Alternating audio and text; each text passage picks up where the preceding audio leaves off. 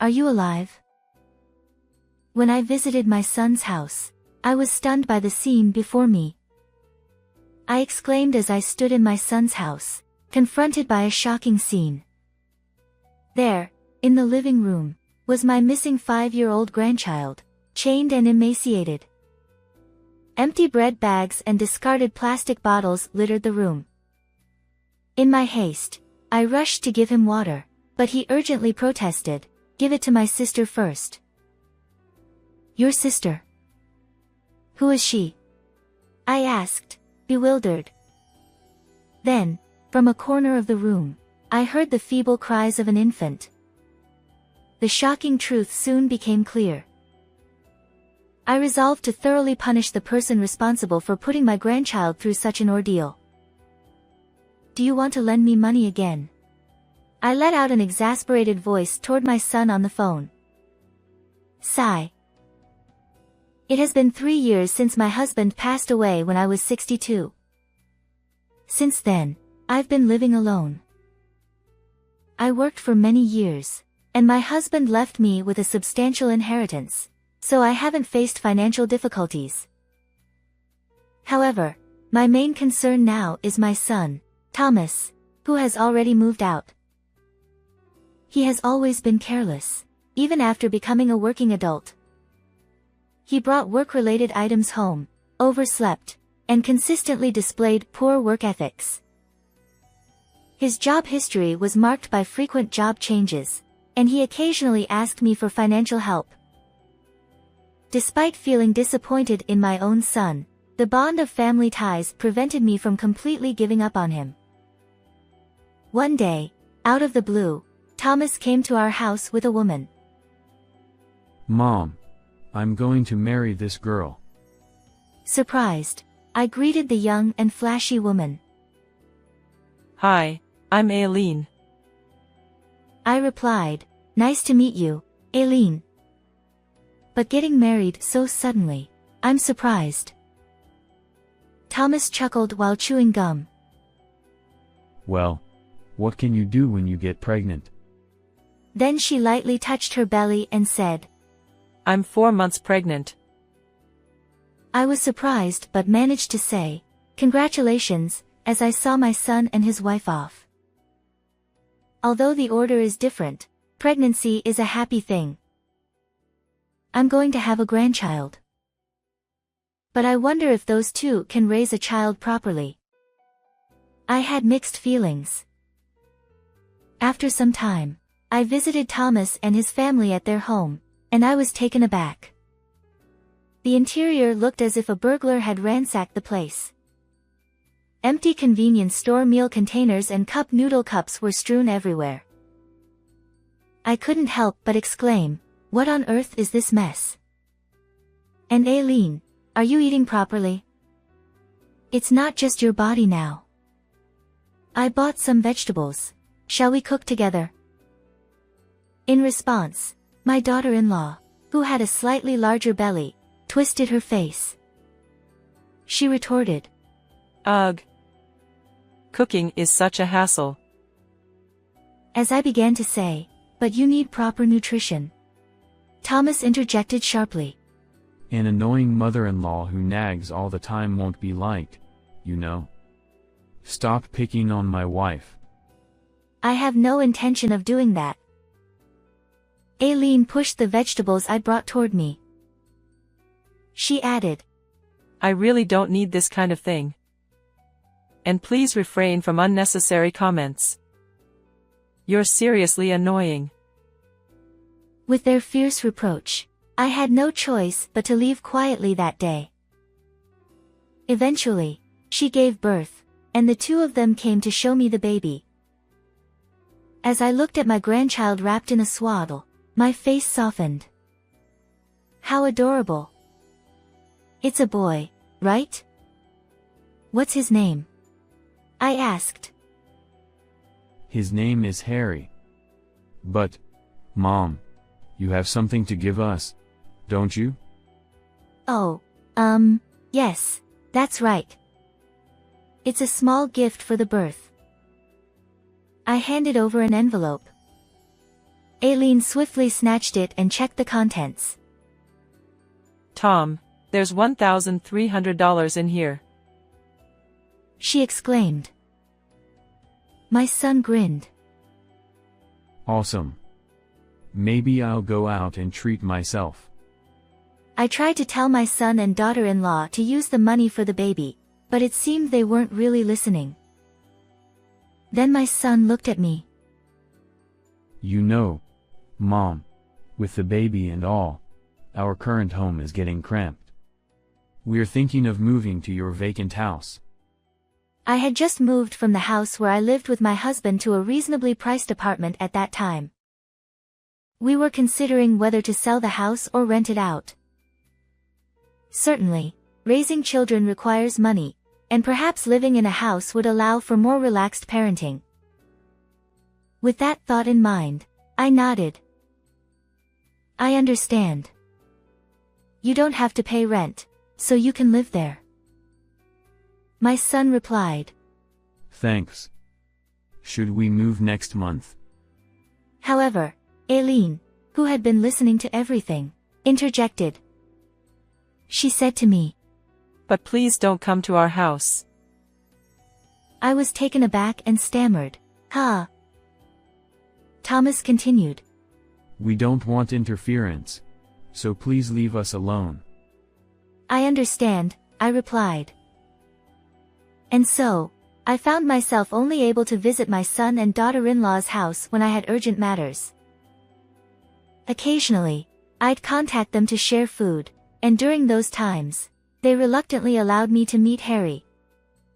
But it was clear they preferred their privacy. Despite this, my grandchild was growing well, and he even started calling me Grandma.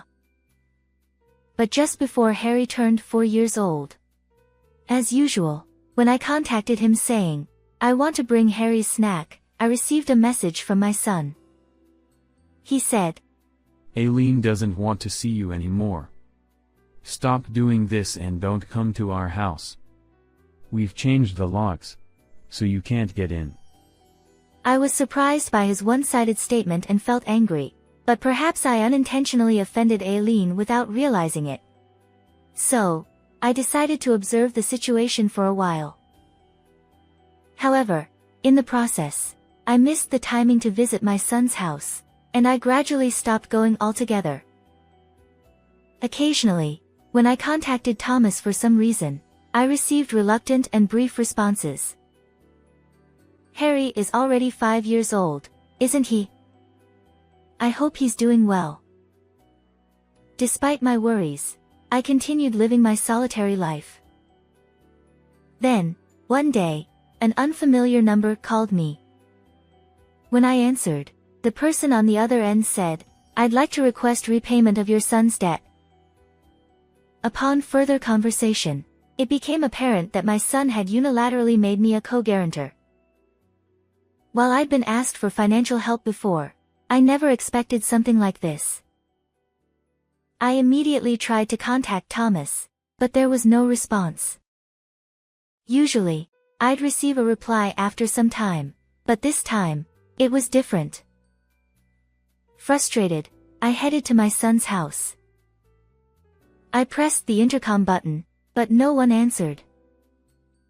No matter how many times I called, the line remained silent. Even when I changed the time of my visits, the situation remained unchanged. After several days of this, I began to worry. Could they have gone missing? Where are they? I searched for any clues. When I went to Thomas's workplace, they told me he had quit. The neighbors were equally clueless about their whereabouts. A whole week had passed since my initial visit. Considering reporting to the police, I decided to give their house one more try before taking that step.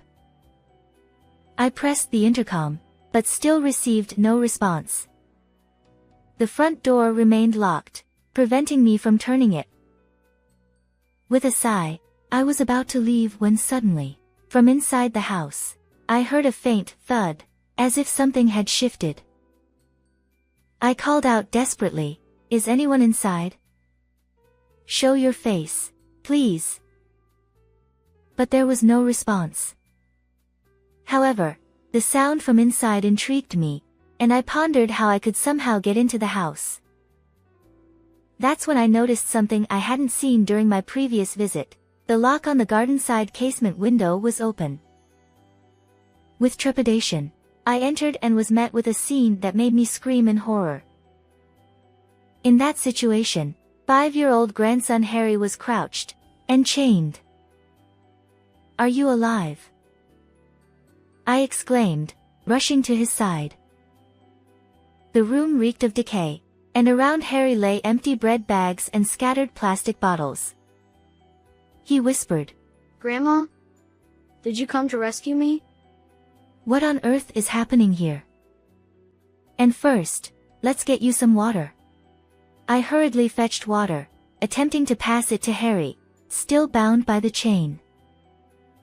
But then he cried out, "Give it to my sister first." "Your sister? Who's your sister?" In the next moment, I heard a feeble cry from the corner of the room, and as I turned my gaze in that direction, I accidentally dropped the cup I was holding. To my astonishment, there lay an about 3-month-old baby. The shock of discovering this infant's existence overwhelmed me more than the distressing sight of my grandson, Harry. Both Harry and the baby appeared weakened. Desperate to help, I unfastened Harry's chain, placed him and the baby in the car, and rushed to the hospital. The examination results indicate that both individuals are suffering from malnutrition. When the doctor asked, "May I inquire about the circumstances?" I was unable to respond because I hadn't been involved with my son and daughter-in-law for some time. Harry and the baby are scheduled to be hospitalized for a few days, and subsequently, the police arrived after receiving a report from the hospital. When questioned by the police, I honestly conveyed that my son and daughter-in-law were missing. Harry, who was receiving intravenous fluids, was also asked various questions, but he appeared too frightened to say anything. After the police left, I approached my visibly calmer grandchild and asked, "Where are Mom and Dad?" "They said they were going abroad. They packed their big bags and left." "What?" Harry began to speak in fragments about the situation. "Mimi, my granddaughter, was born about 4 months ago. Harry was taught how to prepare milk and change diapers, and he took care of her. Then, an unsettling revelation followed. Harry was told, 'We'll keep you tethered to the care of your sister, so you won't escape,' before leaving on a trip. Even if the doorbell rings, I was told not to answer." As I stood there, frozen and covering my mouth, my grandchild burst into tears. Mimi had learned to roll over, and during one of Harry's naps, she managed to venture out of his reach. My trembling grandchild confessed, "I didn't know what to do, and I was so scared." I held him tightly as tears streamed down his face. Once I confirmed that Harry was asleep, I returned to the house where my son's family lived, intending to retrieve their belongings. At that moment, I still harbored a desire to believe in Thomas and his wife. Did they really go abroad, leaving the children behind? It couldn't be true. Surely, Harry had misunderstood something. As I packed the grandchildren's change of clothes into a bag and prepared to leave, my eyes were drawn to a travel brochure placed on the table. The cover bore the words, "Elegant 2-week overseas cruise," and, trembling, I picked it up. From within its pages slipped a single sheet of paper, meticulously detailing the travel plans for just the two of us. The "Congratulations on surviving childbirth trip." Incredibly, there were words saying, "The funding source borrowed money with an old hag as a co-guarantor." The moment I realized they had gone on a trip, I was furious. To subject my grandchildren to such hardship and casually go on a vacation, it's inhuman. Whether it's my son or not, I will never forgive them. And so, I resolved to punish them thoroughly. Examined their travel plans. It became clear that their return was scheduled for 3 days later. Without hesitation, I left home and took care of something. 3 days later, as I observed from the shadows near their house, Thomas and Aileen returned, looking jubilant as they pulled large suitcases. Man, that was seriously fun. The food was delicious too. Absolutely. It was amazing. Tom, thank you for taking me.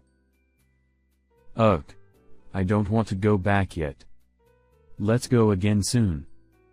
As they chatted, turning the corner at the street where our house stood, they froze in shock. Hey, what's going on here? What happened? In front of the house, all their belongings had been moved out and stacked up. So, that something I mentioned was precisely this. In a state of panic and disbelief, I appeared before the two of them. Did you enjoy your trip? I asked, and Thomas looked startled when he saw me. What the heck is going on, old hag? I'm asking if the overseas trip that subjected your own children to such experiences was enjoyable. In response to my angry voice, my son and daughter-in-law momentarily flinched, but then immediately counterattacked one. Didn't we tell you not to come near our house? Did you just barge in? I sighed. If I hadn't been involuntarily made a co-guarantor, I wouldn't have gone. And when I saw that window open, I couldn't resist. Besides, this house is in my name. Is there a problem? Then, Eileen's expression changed as if she had been startled. The daughter-in-law exclaimed, Wait a minute. Where are the kids? Let us see them. To which I replied, the children are currently hospitalized. They are being taken care of at the hospital. Unexpectedly, their faces registered surprise upon hearing my answer. You left water and food for them, but the quantity was insufficient. By the time I found them, they had already run out. Given their poor nutritional state, hospitalization was inevitable, I continued. My son and daughter-in-law attempted to say something while glaring at me, but I promptly interrupted them. Furthermore, Mimi has learned to roll over and has managed to move out of Harry's reach while chained. If I hadn't found her in time, she might not have survived. As I spoke sternly, Eileen's expression clearly showed her embarrassment. However, Thomas lashed out at me. In the end, they're alive, so it's fine. But right now, it's about the house. Why are the belongings outside? Then, I declared, I have no intention of letting you, who have committed such despicable acts, live here. I've decided to put this house up for sale, so please leave. Upon hearing this, my son and daughter-in-law were shocked and began berating me. Don't be ridiculous, old hag. Such tyranny won't be tolerated. Exactly. Enough already. Return the house and the kids. At that moment, I looked directly at my son and said, Thomas, it seems I've made mistakes in raising you. You can't hold down a job, you've burdened your parent as lone guarantor, and now this. It's truly pathetic. I no longer see you as my son. Thomas, who had fallen silent, glanced sideways. This time, I turned toward his wife. Aileen, do you realize how vulnerable those children were? Having 5-year-old Harry to take care of your baby, what are you thinking? After subjecting those kids to such trauma, you have no right to call yourselves parents. The couple was rendered speechless by the scathing words. However, my son erupted in blind fury. I don't care. Let us in. This is my home. Well, even if there is a home, You won't be able to return for a while, I replied coolly. Just then, in unison, the son and daughter-in-law exclaimed, "What?" At that very moment, the distant wail of a police siren drew closer. Did you report us? If so, they've already done it when your kids were taken to the hospital. The police instructed me to notify them when you returned, so I took care of it earlier, I said matter-of-factly. Without changing my expression, I watched as my daughter-in-law's face turned pale, and she began to tremble. Tom, what should we do? Are we going to get arrested? I can't bear the thought of dealing with the police. At that moment, Thomas, tearfully, clung to me. Mom, please. Smooth things over for us. Convince them we're innocent.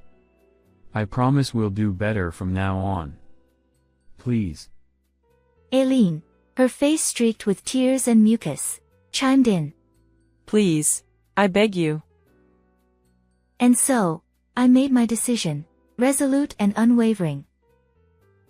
I won't forgive you. Today, I sever all family ties. What you've done to your children is an undeniable crime. Reflect on it and make amends. The son and daughter-in-law slumped in their seats, muttering, "But..." Just then, a police car arrived, and I watched with a cold detachment as they were led away. Afterward, Thomas and Aileen were interrogated by the police and found guilty. They were detained for a long time, and although they were eventually released, they had no home to return to. I took legal action and obtained custody of my 2 grandchildren. Despite opposition from my son and daughter-in-law, their behavior was called into question, and ultimately, I prevailed. Currently, they have moved far away and are living in a precarious, run-down apartment. Given the news coverage of this incident, it's unlikely they'll find stable employment in the future. Nevertheless, I harbor no sympathy for them. On the other hand, I am wholeheartedly raising my 2 grandchildren. Harry helps with household chores, and Mimi has started talking and is in her adorable phase. It's a busy life, but thanks to my grandchildren, every day feels fulfilling. I'll continue to take care of my health and do my best for these precious grandchildren. How did you find this story? If you enjoyed it, consider subscribing to our channel. Until next time in our next video.